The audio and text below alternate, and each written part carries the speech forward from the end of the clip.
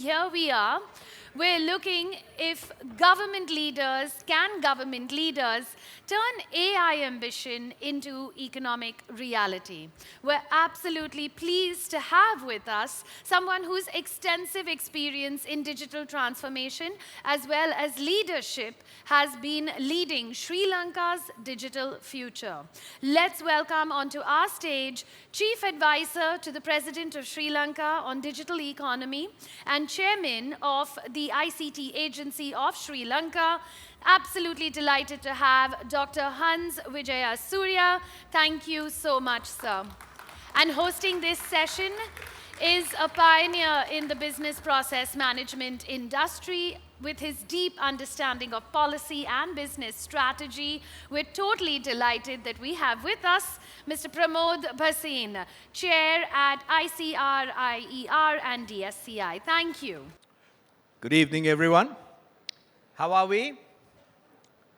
Right at the fag end of the program?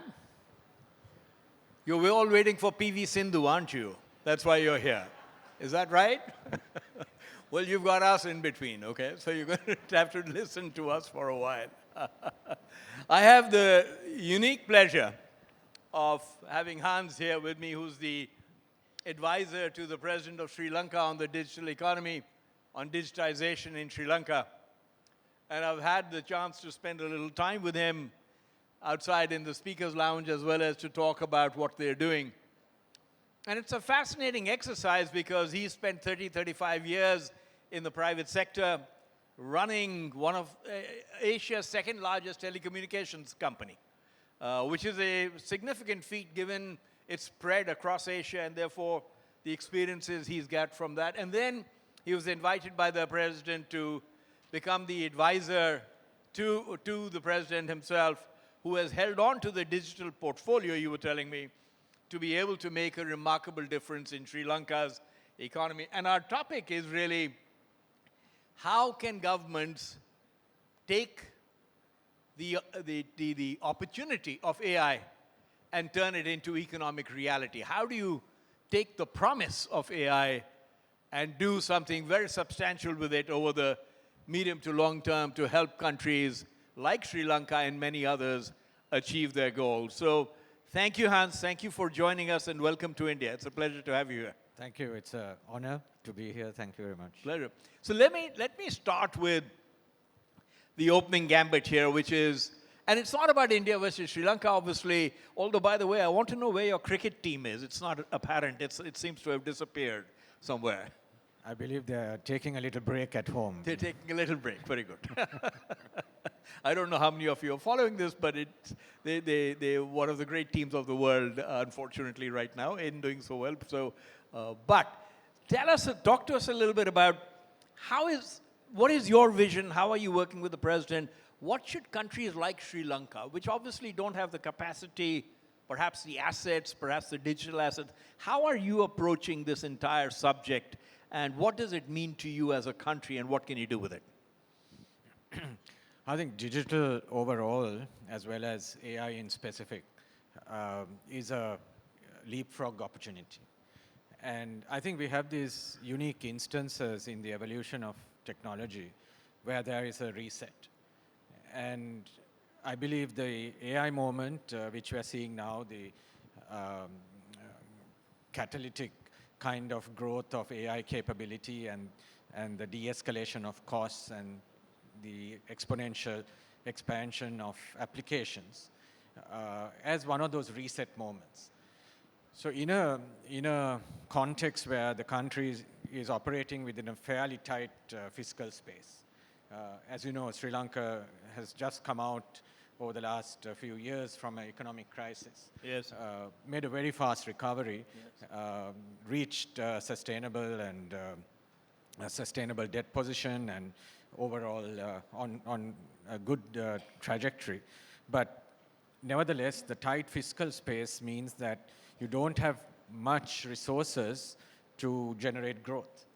And growth is exactly what an economy like Sri Lanka's needs. So the digital lever and going forward the AI lever, I believe gives that opportunity to generate growth both from a output perspective as well as from a cost takeout perspective, which will expand the fiscal space and then create opportunity for multi-sectoral growth. So in this context, the President of Sri Lanka, in his manifesto as well as in his post-election strategy, has selected 3 key levers for transformation of the country. And one of them is the eradication of poverty. As you know, Sri Lanka does not have abject poverty at all, but complete elimination of poverty. Second is a program called Clean Sri Lanka, which addresses ethics, discipline, integrity, and of course, environment. And the third is digital transformation. Yes. So 3 agendas, and digital is one of them. Very good. But let me ask you a different question, perhaps, which is an issue that we face across our country in many ways, and there are many similarities despite the size difference. How are you finding government employees, government departments, how amenable are they to the change that AI could bring to them? How hard is it? How are you handling that ability to change views and processes and skills that have been there and perhaps are very reluctant to change in many ways? So let me, if I may, take that in two steps. One is digital transformation per se. Second is AI. Because I think the process change that you need to move through and the process re-engineering and the changes in the way you work there are stark differences between these 2 phases. So let's start with digital transformation. And here, Sri Lanka is approaching this opportunity. I don't call it a challenge, it's a huge opportunity from a whole of economy perspective, meaning that the objective is to use digital as a tool to accelerate economic growth. So in that context, process change, simplification, and digital transformation of government in this case, and the delivery of services to the public will go hand in hand with the need for structural change of government itself.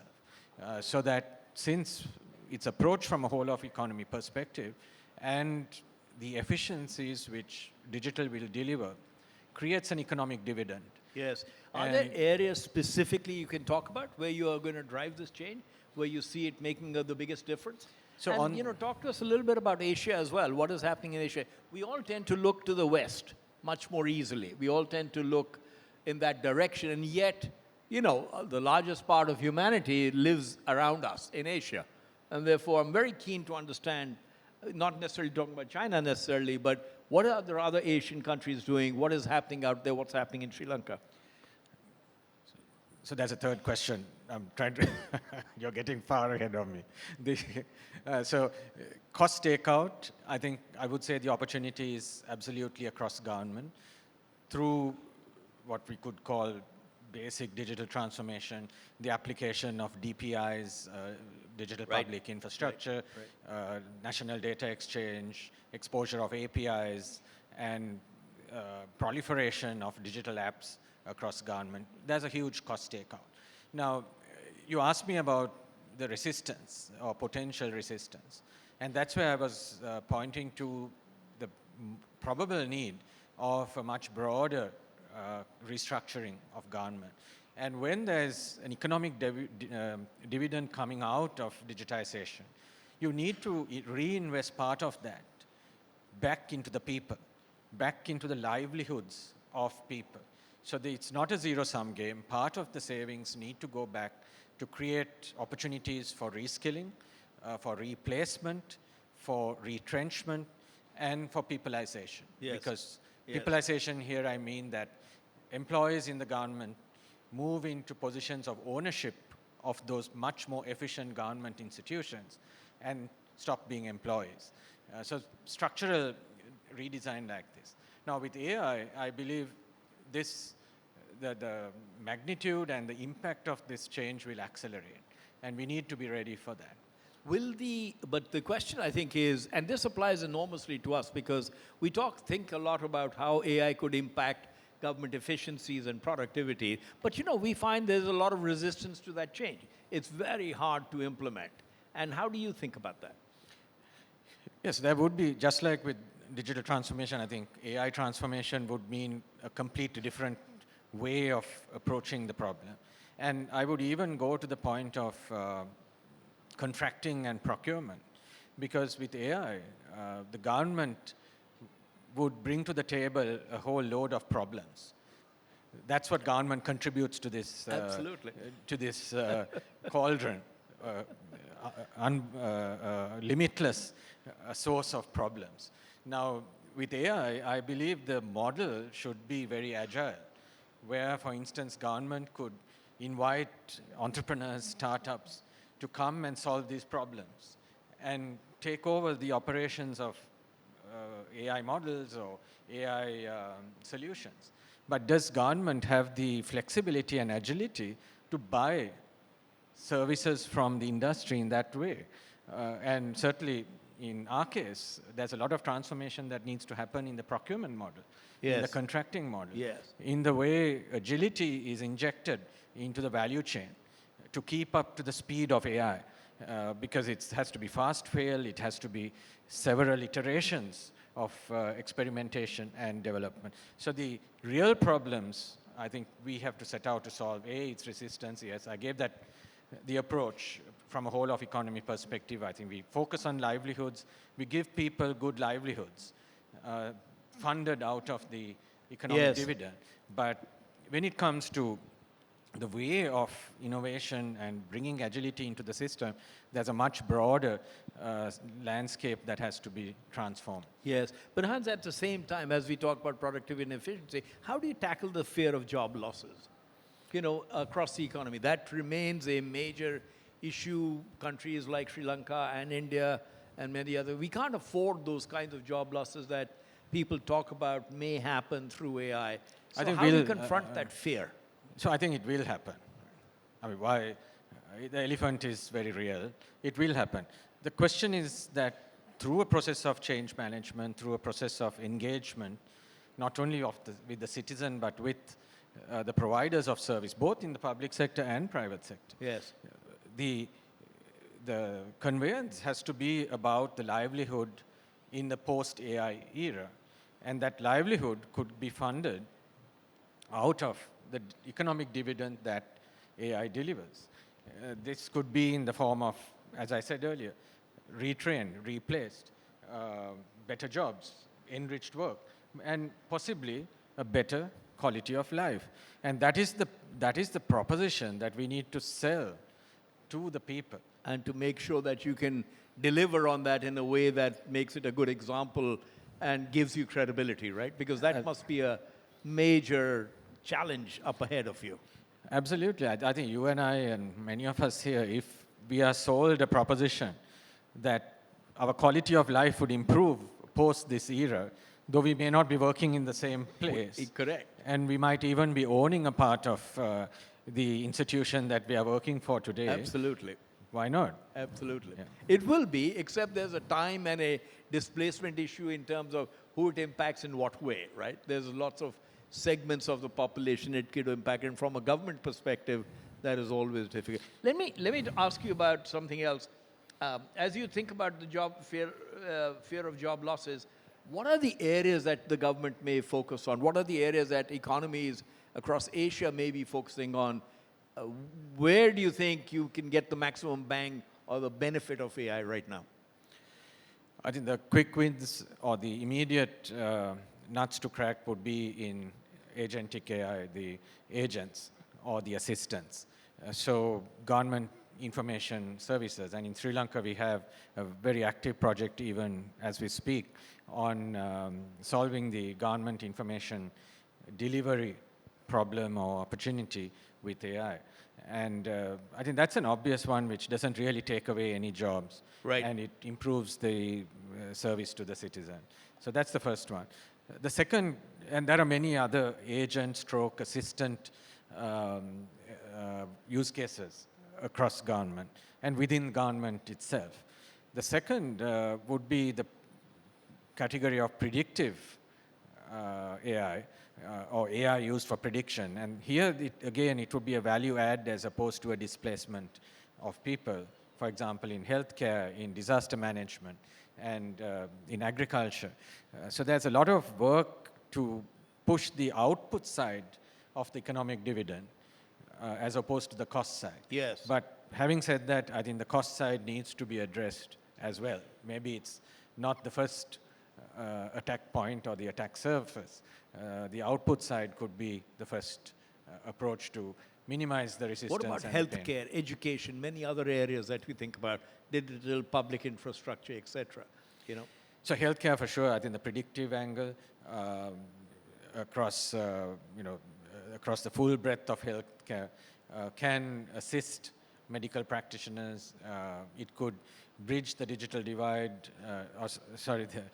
bridge the physical divide in the availability of highly qualified doctors for the entire population. So you bridge a physical divide, or Yes. bridge asymmetry in the availability of specialist care, for instance, through the combination of AI and remote health and connecting specialists. Is there a remotely. way that you can enhance the spread of AI across the country? Is there a way you're thinking about doing that? That's one of our challenges in India. We have a huge population. We talk about AI a lot, and yet we have to think about, how do you make this impact grow across the country? And in Sri Lanka, in a microcosm, or perhaps Asia, how are countries thinking about that? I think it goes back to the digital economy stack. Broadband connectivity is one, the lowest layer, and from there, cloud and computing. The access on equal basis, elimination of asymmetries in this access, and complete inclusion universally. Moving up to the DPIs, again, broad-based application of DPIs. And then at the application level, I think it's less of an issue. If you have solved the inclusion dimensions at access, at storage and computing, and at DPI, then the applications would reach the end of the spectrum. Now, you raised a very important point about inclusion, because here we are talking about intelligence. And we are apprehensive about a digital divide. Yes. And we are excited about bridging the digital divide of the past and ensuring that we don't leave anybody behind into the future, and therefore that we discipline ourselves not to expand the digital divide, but to contract it. But here with AI, you're also talking about an intelligence divide. If you allow the divide to precipitate through an era of AI, you'll actually be making one segment more intelligent than the other, which That's is right. a fundamental That's right. crevice That's right. in the social construct. Yes. So here, I think we need to be very, very careful. I'll give you a simple example, which I was discussing with one of my project team, and that was on tutoring.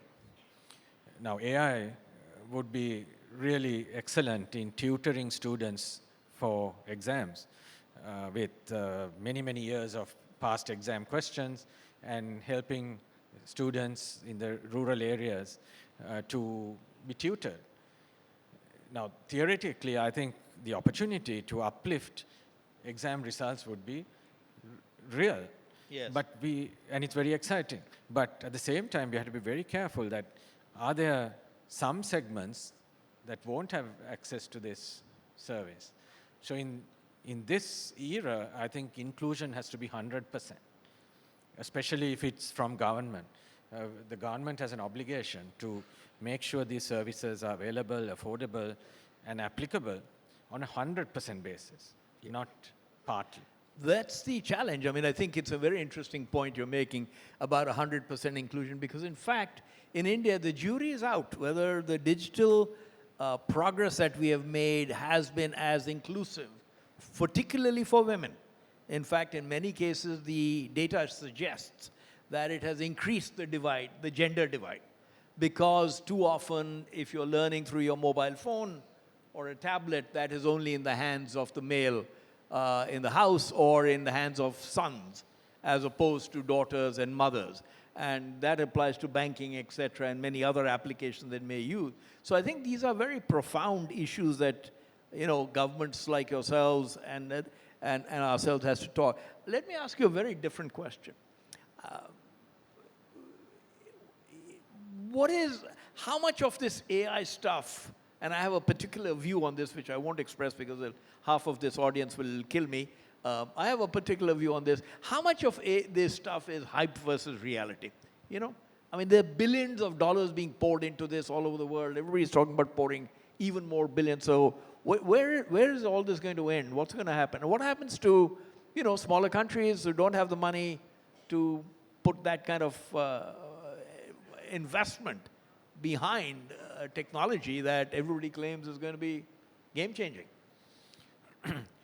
We have to define reality, hype versus reality. What do we mean by reality? I believe for sustainability of any invention or any proposition, reality must relate to the business model and the returns on investment, at least on a long-term basis. Now, does AI today have, or has it established, a path to reality, a path to returns on investment, which would pay their way in the environment of cost of capital today? I don't think so. But at least we need to, or rather we can be encouraged by the fact that, for example, with DeepSeek, the costs of AI seem to be trending in the right direction. Therefore, at some point, I think the return on investment from AI and the economic dividend paying its way, including looking after the livelihoods of a restructured employment configuration, is trending towards reality. Yes. But has it hit the point of reality from an economic returns point of view? Maybe not. You raise an interesting question about small countries, and small countries in Asia in particular. I think Asia has quite a unique, and I'm sorry, I didn't answer that question at the beginning. Asia has quite a unique set of AI problems. One is the diversity of language and dialect, so that the economics around LLMs for local language is something to really look at. Second, the energy problem means the nuclear challenge. Not many Asian countries have nuclear power. And if you don't have nuclear power, then your power is not going to be cheap. Even the renewables are expensive to produce with current technologies. And therefore, countries would need to, in a sense, subsidize. And we've seen this between Singapore and Malaysia, for example, or Malaysia, Indonesia, where the AI investments are flowing in the direction of energy subsidies. And this is quite a unique feature of the Asian markets. Add to that small country economics. Can you afford the cost of sovereignty? Because do you have the scale to establish sovereign AI data centers? Which you have to. Governments are not going to take that risk. And that changes the economics once more. And then how do you think about sovereignty in this context? And by that I mean, you know, most countries want to protect their assets very carefully, not just defense, infrastructure, everything else.